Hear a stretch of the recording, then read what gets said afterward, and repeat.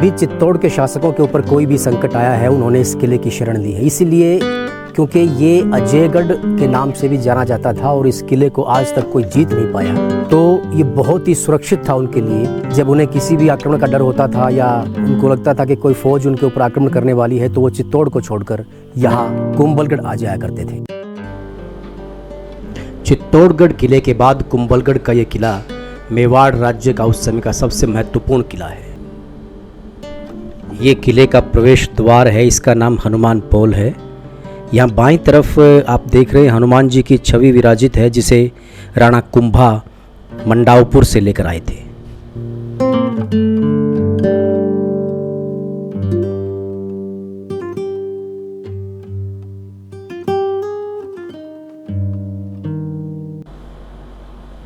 यहाँ बाईं तरफ आप देख रहे हैं कि गणेश जी का मंदिर है और इस मंदिर को भी राणा कुंभा ने स्थापित किया था। और इससे थोड़ा बाईं तरफ आप देखेंगे चार भुजा मंदिर।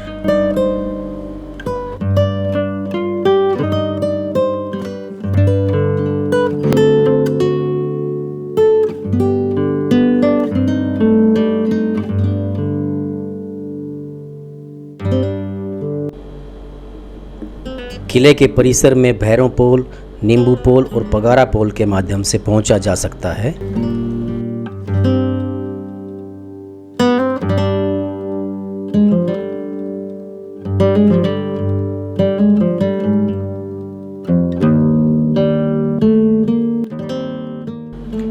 इस किले के निर्माण के साथ ही इस किले पर वर्षों तक बाहरी आक्रमणकारियों ने हमला किया, लेकिन किसी को भी सफलता प्राप्त नहीं हुई।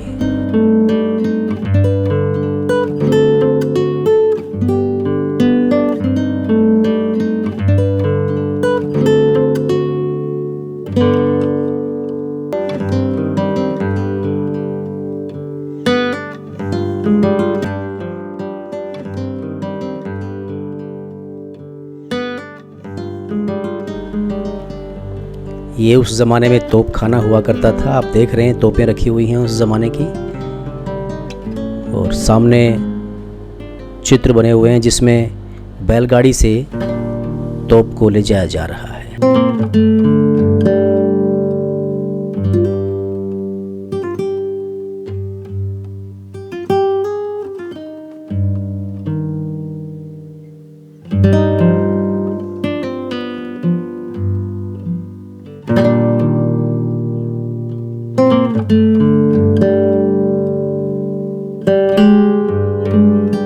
आइए अब आपको उस पवित्र जगह पर लेकर चलते हैं जहां वीर शिरोमणि महाराणा प्रताप जी का जन्म हुआ।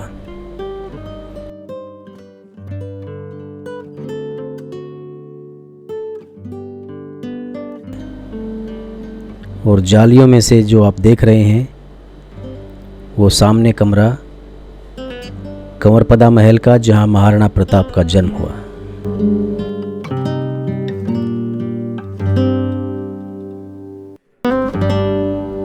दीवारों पर सुंदर चित्रकारी,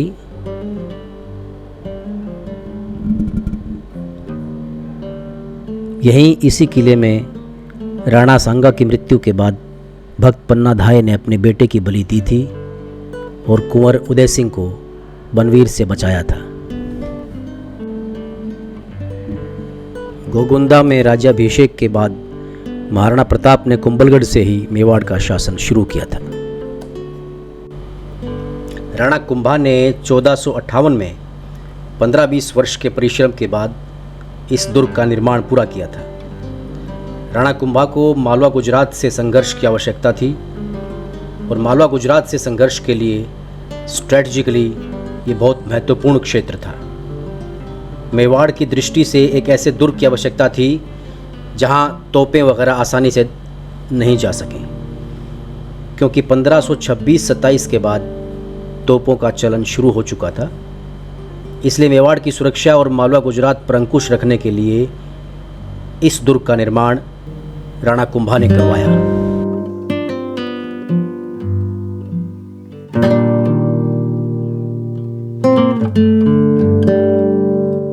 ये किले के अंदर बने हुए फतेह सिंह महल का सबसे ऊपरी हिस्सा है। इसका निर्माण राणा फतेह सिंह ने किया, जिनका आर्किटेक्चर और भवन निर्माण कला में बहुत ही ज़्यादा जिनकी रुचि थी। इसको बादल महल भी कहते हैं क्योंकि ये आकाश के बादलों को छूता हुआ महसूस होता है।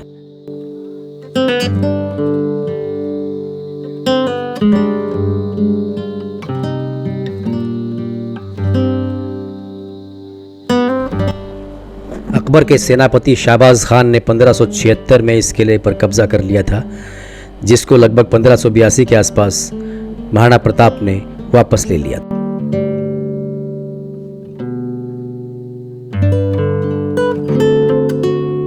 प्रकृति ने विभिन्न पर्वत श्रृंखलाओं के माध्यम से कुंभलगढ़ को एक प्राकृतिक सुरक्षा कवच प्रदान किया है।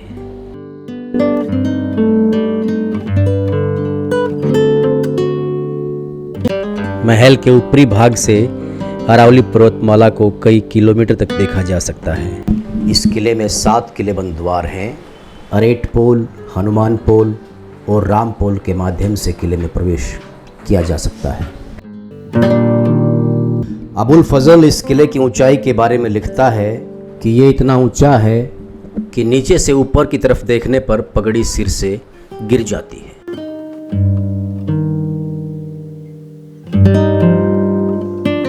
इस किले के भीतर 360 से अधिक मंदिर हैं, जिनमें 300 प्राचीन जैन मंदिर हैं और 60 के आसपास हिंदू मंदिर भी हैं। इस किले की पहचान इसके चारों तरफ बनी हुई दीवार है, जो 36 किलोमीटर लंबी और लगभग 15 फीट चौड़ी है। ये दीवार चाइना वॉल के बाद विश्व की दूसरी सबसे लंबी और चौड़ी दीवार है। दोस्तों, हम आपके लिए इसी प्रकार के जानकारी भरे और ऐतिहासिक वीडियोस लाते रहेंगे। आपका प्रोत्साहन हमें प्रेरणा देगा और हम पूरे उत्साह के साथ इस काम को करेंगे। इसलिए चैनल को सब्सक्राइब करके बेल आइकन को ज़रूर दबाएं ताकि हमारी नई वीडियोस का नोटिफिकेशन आपको मिलता रहे। वीडियो आपको पसंद आए तो लाइक करें, शेयर करें और कमेंट करके हमें ज़रूर बताएं कि वीडियो आपको कैसा लगा और जानकारी आपको कैसी लगी।